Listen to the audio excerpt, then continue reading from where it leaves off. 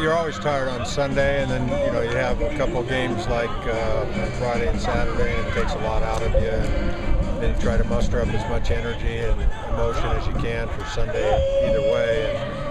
And it's a good first step forward, and all you can do is take it one day at a time and hopefully take care of business. And you look at the score and it's 9-0 Ducks, but that wasn't as easy as it looked, and there were some spots in there that runner at third at bats didn't go quite perfectly our way, and it might be a breakthrough thing. Danny Bolfer had a big day, and some Ducks picked up Ducks after not doing productive at bats with the guy at third, and Cadell and Tesser did their job.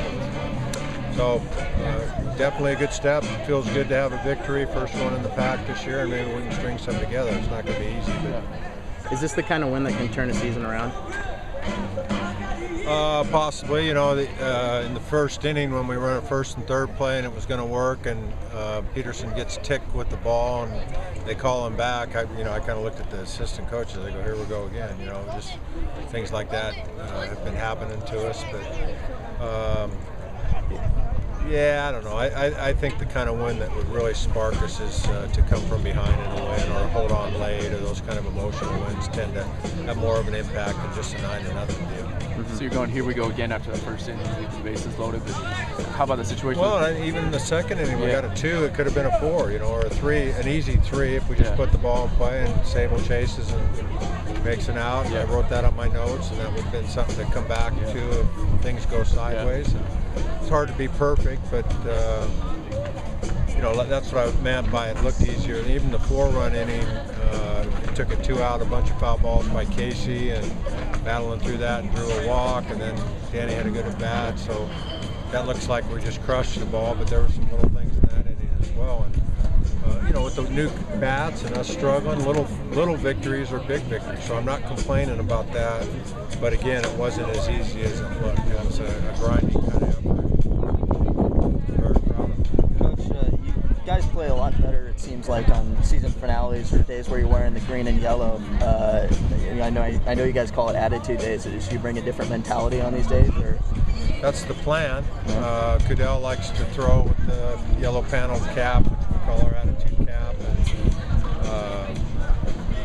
I think we're at a point where we, I don't know if we'll do it or not, but we need to have our attitudes on every single game from there on in, because we have this sense of urgency, and frivolous things like caps or burning monkeys or turning the lineup upside down like the Rays did.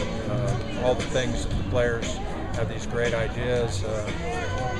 I'd rather just see it come from real grinded, hardball playing, hustle, and those kind of things. And I don't think we need a certain kind of uniform on to play hard. I hope.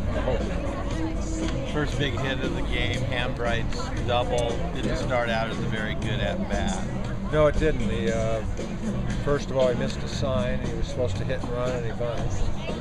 Then he got the sign right, and he was supposed to bunt, didn't bunt very well.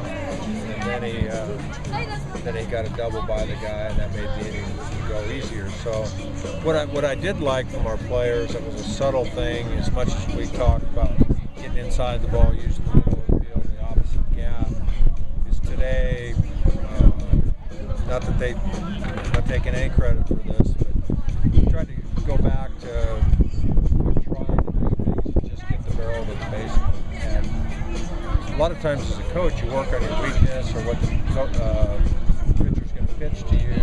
Then you get a mistake and you're not ready for the mistake. I tried to emphasize to them that when we're struggling, it's probably better to go with your strength than not give the pitcher too much credit.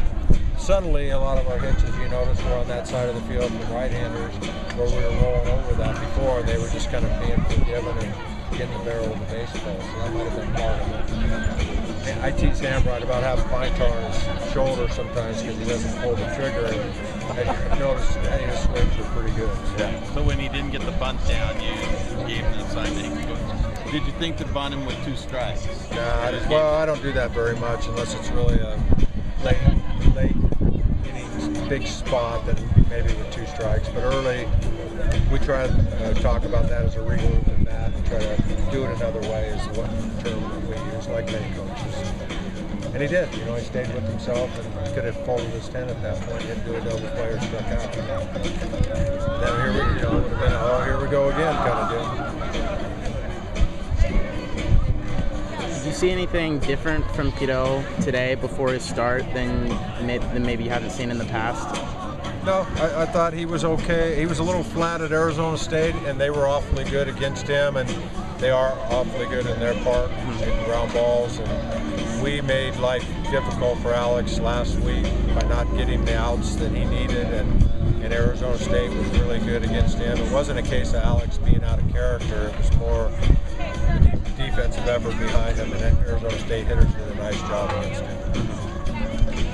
A relief to get this win. I mean, you knew you were going to win one sooner or later, but yeah, my shoulders are down, and I'm not going to go yell at my wife and kids when I go home. My food's going to taste better, and yeah, feel good.